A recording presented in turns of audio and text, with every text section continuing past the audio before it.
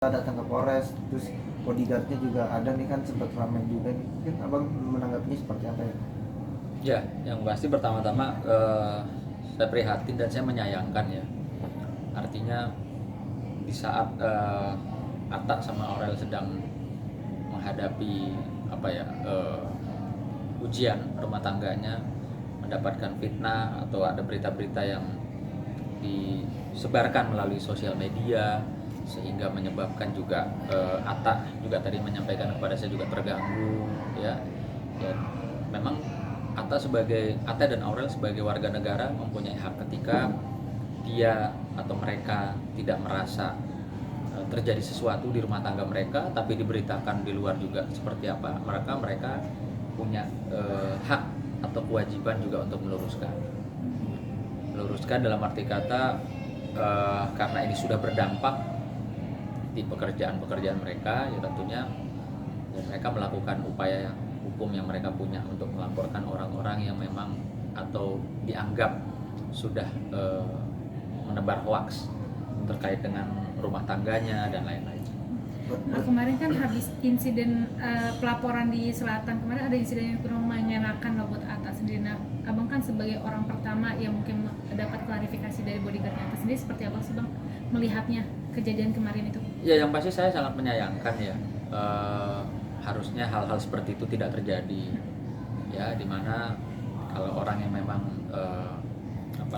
berfungsi dan bertugas untuk mengamankan ya atau menjaga tidak semestinya berbicara mungkin yang bisa disalahartikan atau bisa menjadi membuat teman-teman salah paham.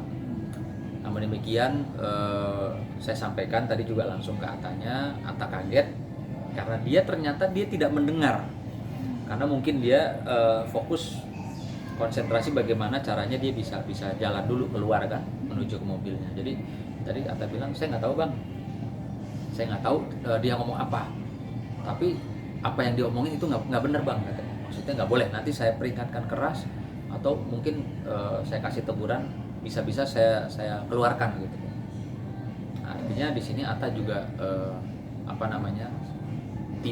tidak menyetujui apa yang disampaikan oleh orang yang mendampingi dia di Polres itu.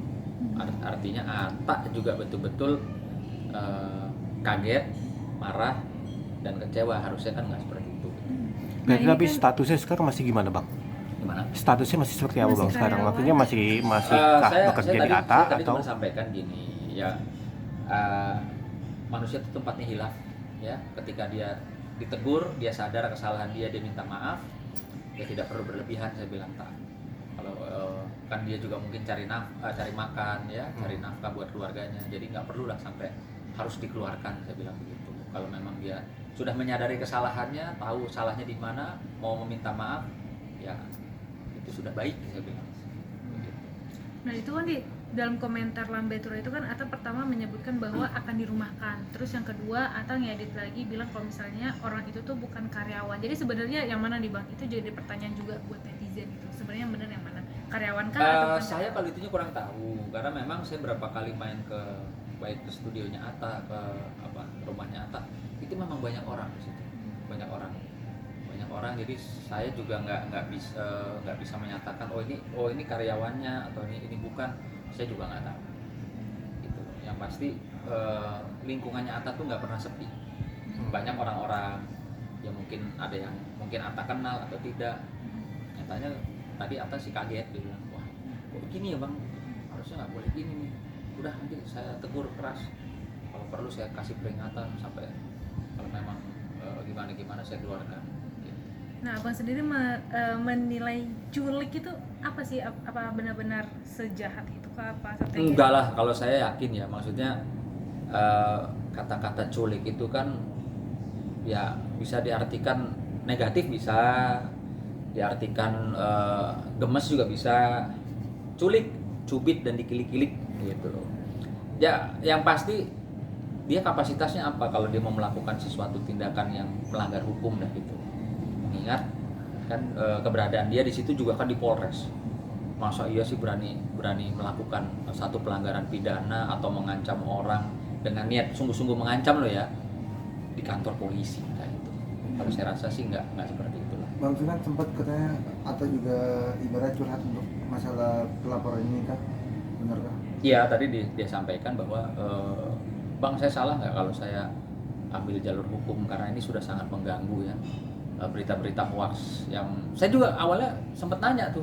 Saya masih kebetulan di Bali ada kerjaan, saya lihat loh kok berita di sosial media, terus berita di TikTok itu ramai sekali, kayak seolah-olah Atta didatangi sama si A, Atta ditempeleng sama bapak ini itu. Saya langsung konfirmasi, ini apa? Enggak, itu Bang, itu hoax. Itu nggak benar. Dan seketika saya teliti, betul-betul saya teliti, wah ini sih bohongan, editan. Beritanya si abang itu lagi datang kemana, dibilang kok datang ke rumah, ke tempat Atta. Saya bisa bicara gitu karena saya tahu peristiwanya, saya tahu cuplikan potongan-potongannya saya tahu. Oh ini bukan di rumah Atta, ini di Pengadilan Jakarta Barat. Jadi sehingga ya, sangat disayangkan ya, entah ada orang yang berniat apa sih gitu loh. Yang pasti kan berdampak kepada pekerjaan, kepada rumah tangga gitu. Bang, tapi benar nggak sih bodyguardnya Atta itu tuh salah satu anggota TNI? Kata siapa? Kata di komen-komen. Info-info yang beredar sama komen-komen juga gitu bilang katanya seperti itu Bang. Gini, saya rasa itu bukan tugasnya TNI ya. Tugasnya TNI itu menjaga negara, menjaga Indonesia gitu. Mungkin dari outsourcing, ya saya nggak tahu ya. Dan kalaupun katanya TNI, dari mana ininya gitu. Saya sih nggak yakin. Tapi abang sih udah ngobrol langsung walaupun by telepon gitu dengan si bodyguardnya ini Bang? Nggak ada. Nggak ada. Saya kan cukup konfirmasi, menyampaikan informasinya sama Atta, ini ada apa sih? Kok rame? Atta sendiri nggak mau bikin klarifikasi press untuk ngomong langsung ke teman-teman media, Bang? Atau mungkin udah cukup klarifikasi bodyguardnya aja atau gimana? Ya karena kan memang dia tidak pernah menyuruh orang tersebut untuk mengucapkan kata-kata itu. Dia tidak tahu menau. Jadi apa yang perlu diklarifikasi? Kecuali kalau misalnya Atta ya yang melakukan gitu loh, sama teman-teman media. Mungkin terus habis itu dia sadar dia mungkin ada hilaf atau capek. Ya dia wajib mengklarifikasi. Tapi kan kalau ini kan nggak ada kaitannya. Jadi kalau saya pribadi melihat Atta tidak ada kewajiban untuk mengklarifikasi hal ini. Tapi untuk terkait pemberitaan dia mau melakukan klarifikasi dan pembenaran juga nggak? Ya tadi sih udah bicara sedikit sama saya, artinya tak kalau memang apa yang diberitakan itu benar-benar hoax, wajib mengklarifikasi karena itu untuk melindungi diri dan keluarga. Seperti kayak saya kemarin kan diberitakan juga saya ada hubungan sama si ini. Ketika tidak, ya saya harus sampaikan itu nggak benar. Bang, tapi kan si Atta setahu saya nih Bang ya, kalau salah mau dibenarkan gitu Bang. Orangnya selalu legowo gitu, tidak pernah mau berurusan dengan pihak kepolisian, tapi sesakit hati inikah gitu Bang Atta sampai akhirnya mau melaporkan akun-akun ini gitu Bang. Ya karena kan merugikan. Nah, tadi saya udah bilang, Atta bilang ini merugikan. Bahkan ada kerjasama yang berkaitan dengan Atta dan Aurel, ya mungkin produk-produk yang mereka bersama bisa marketing.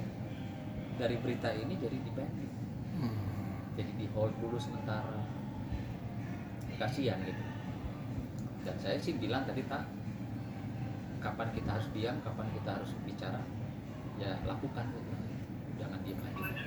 Tapi ada upaya dari Atta nggak sih untuk kayak abang jadi kuasa hukumnya atau gimana gitu? Nggak ada, kalau sama saya kan bukan orang lain ya, ngobrol tukar pikiran.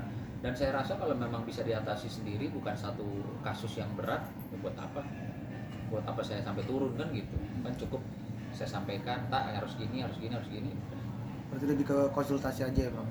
Ya lebih bentuknya sebagai teman, sebagai sahabat, ini adalah tanya-tanya. Oke. Sudah.